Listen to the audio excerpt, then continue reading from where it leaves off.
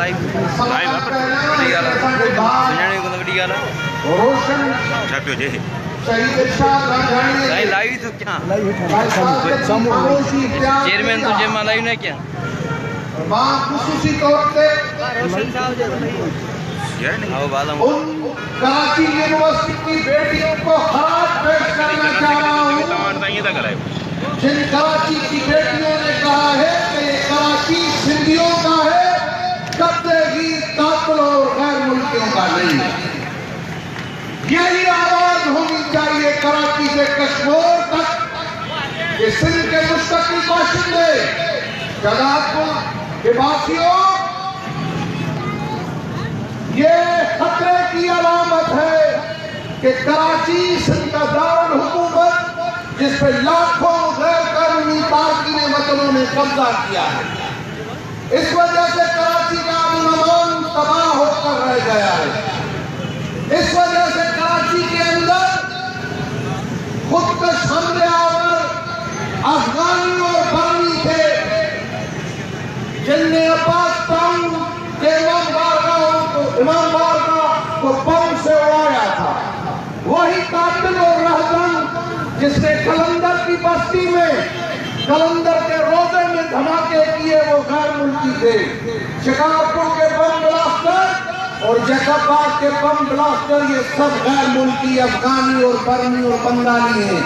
اس وجہ سے یہ ہماری معیشت اور وجود میں بار اور بوجھ بن کر رہ گئے ہیں وفاقی سرکار جن کو پنجاب میں غیر ملکی اچھے نہیں لگتے عمران خان اور پرویز خٹک کو افغانی پشاور میں اچھے نہیں لگتے مگر شہزاد پور اور کراچی اور سینن اور ساری سندھ کے اندر غیر ملکیوں کو بٹھا کر رکھا ہے اور مذہب کی جنونی جماعت اسلامی JUI اور پیپلز پارٹی مسلم لیگ اور PTI یہ تاریخی مجرمانہ خاموش کی طاقت سے بیٹھے ہیں کہ غیر ملکی سندھ سے ان کا انخلا کرنے کے لیے تیار نہیں وہ آج کراچی یونیورسٹی کے اندر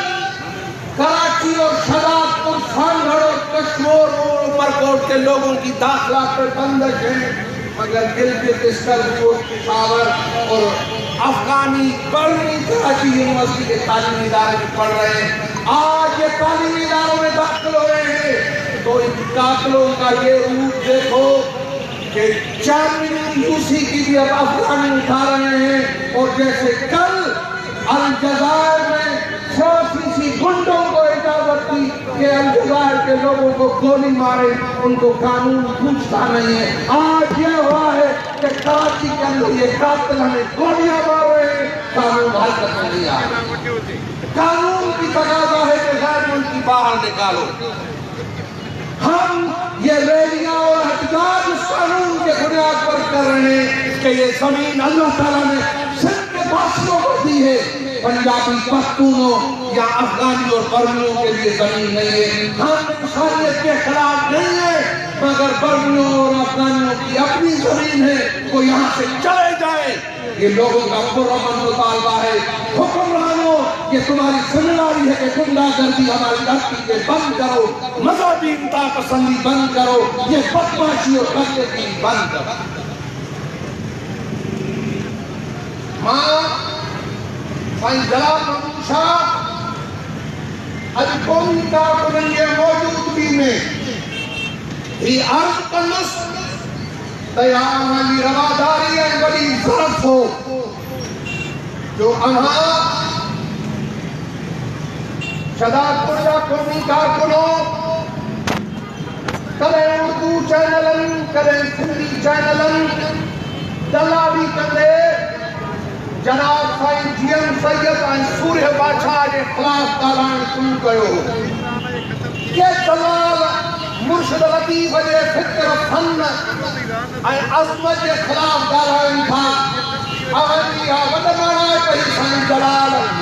त सिंध टीवीअ जो सरबराह तव्हां वटि लंघजी आयो अव्हांखे इख़्तियार आहे त कंहिंखे थधे ते कढो बंदि कयो पर हीअ क़ौमी रवायत आहे त जनाब जी एम सैयद सिंध जी तारीख़ जो आलिम ऐं मुफ़क्किर आहे इहो सुबुह नबूवत जो वॾो सच आहे त काइनात जे इंसाननि जे लाइ तब्दीली ऐं तरक़ी ऐं क़ौमुनि जे वजूद जी ज़मानत जो प्रोग्राम आहे ऐं बदबख्त करीम राजपर जेके जुमिला इख्तियार कया आहिनि उन्हनि जुमिलनि ई हू विडियो भरे ऐं सॼी सिंधी क़ौम खे माफ़ी वठे तव्हांजी क़ौम माफ़ी नथी ॾे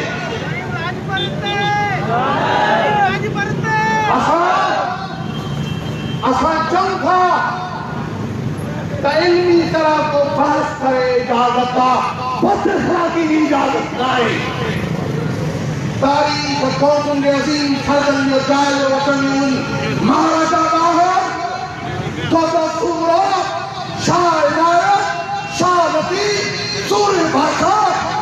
जीएम सैयद सिंध की तारीख़ जी अज़मत जा किरदार आहिनि उनखे ॻाल्हाइनि बदअख़लाक़ी जुर्म GM Sayyid हिकु लीडर हिकु रहबर GM Sayyid तुझा रहबर मुझा रहबर GM Sayyid ने यूरोप में किताबन से पढ़ाई उनके फिक्र उनके तालीमात के इंसानी विरसों के आयोजन बदमाशी करे या कबूल ना आहे तंहिं करे क़ौम खां बाज़ाब्ता तौर ते विडियो भरे माफ़ी वठणी पवंदी इन करे त सॼी महान यूनिवर्सिटी शाहिद आहे त हुन बहस न कयो आहे हुन तनक़ीदी जाइज़ो न पर हुन बदअख़लाक़ी जो मुज़ाहिरो कयो आहे तंहिं करे सॼी यूनिवर्सिटी जे मथां शाहिद आहे ॾोही आहे ॾोही बाज़ाब्ता माफ़ी वठंदो पोइ गौर कंदासीं ॿी ॻाल्हि त काल्ह चोरनि जो सरदार लख सरदार बदगुमाननि ऐं करप्टनि ऐं ॾोहारी माफ़िया जो सरदार कंडो आदम आयो जन नाले ते मशहूरु आहे त तूं ज़ात लॼाई ज़रदारी तूं सिंध खपाई ज़रदारी तूं ज़ान माराई ज़रदारी न भलामत तो ते ज़रदारी उहो हिते बदगुमान अचे ऐं तारीख़ जा ग़लति हवाला ॾिना आहिनि उनते मां साईं दलाल खे अर्ज़ु कंदुसि त ॻाल्हाए पर सिंध असेंबली जा पीपल्स पार्टी जा मेंबर पाकिस्तान जे मर्कज़ी असेंबली जा पीपल्स पार्टी वारो सेनेटर पीपल्स पार्टी पाणी खपाइण खां वठी सिंध जी तवानाई दौलत लुटाइण में बराबरि जी मुलविस आहे अचो टाइम ठाराइण जे सॼे धंधे में मुलविस थी चवनि था त डेम ठाहियो पर असांखे करप्शन जा पैसा खाइण ॾियो असेंबली मेंबर मां बहुत साफ़ खे चवां थो त असां उहे जनाब GM साहिब जा पैरोकार हूं जॾहिं मुशर्रफ जे दौर में निसार मेमून खे पाणीअ जे पार्लियामानी कमेटीअ जो मेंबर मुक़ररु करे कारोबार ॾियण जे लाइ मुहिम हलाई आहिनि त असांखे सुञाणो त असां उहे आहियूं जेके निसार मेमो जे घर ते ताओ खणी वियासीं निसार नंद ममलकती वज़ीर हो पाणीअ जो असां उनजे घर ते तवा खणी वियासीं असां नवी कमल जे घर ते तवा खणी वियासीं त पोइ सभु असेंबली मेंबर ॿुधायो त सिंध जा माण्हू तव्हां कतार जे तान ते तवा खणी तव्हांजे मुंहं ते मलींदा जेको असेंबली जो मेंबर पाणीअ जे मामले ते ख़ामोशी इख्तियार कंदो या ज़रदारी जे ॾोह में शरीक थींदो उहो सिंध जो कतार आहे कतारनि जो कहिड़ो थींदो कतारनि जो कहिड़ो ये बदमाशी थी करे पीपल्स पार्टी सभिनी ॾोहनि में मुलविस आहे इन करे 13 जी इलेक्शन जी धांधली 18 जी इलेक्शन जी धांधली ऐं धांधली थी पैदावार ज़रदारी ऐं माफ़िया सिंध में को पई करे असां चऊं था त पंजाब गैर क़ानूनी तरह पाणीअ जे वसीलनि ते कब्ज़ो कयो वेठो आहे रबी ऐं ख़रीफ जो सिंध में फसल न थियो आहे हथरा जूं ॾुकर नद पला ऐं बदहाली आहे ऐं सिंध जा माण्हू पीअण जे साफ़ पाणी जो महरूम आहिनि इन सॼे जुर्म में पाकिस्तान जूं मर्कज़ी जमायतूं पंजाब जो गैर कानूनी कब्जो मुलविसा कब्जो खत्म कयो दरिया जो दरिया समुंड तरफ बहे ज़मीन समुंड में जाए सिंध जा माण्हू पानी पीअण जे करे कारे कम हेपाटाइटिस में मरन पाकिस्तान जमायत खामोश है सिंध खामोश क्या है पंजाब चौड़ा उन चोरी में PTR इमरान जो बदुनवानी फैसल खाने जो दो कोने पर सिंध के दारे हणाने जो चोर आसिफ ज़रदारी चोर नून लीग चोर पाकिस्तान जा हुक्मरान चोर असां सियासत के इबादत समझूं था गणतंत्री मुल्क जमहूरियत कूड़ दस्तूर कूड़ इस्लाम के नाले ते कब्जो कूड़ ही सब तव्हांजा कूड़ा ऐं बदुनवाननि जा ये फ़लसफ़ा आहिनि जेके सिंध खे ऊंधाईअ जा तव्हांजा फ़ैसिला क़बूल न आहिनि क़ौम परस्तार कोन पकार जी ॻाल्हि था कनि जेलनि में त बदुनवान ज़रदारी माफ़िया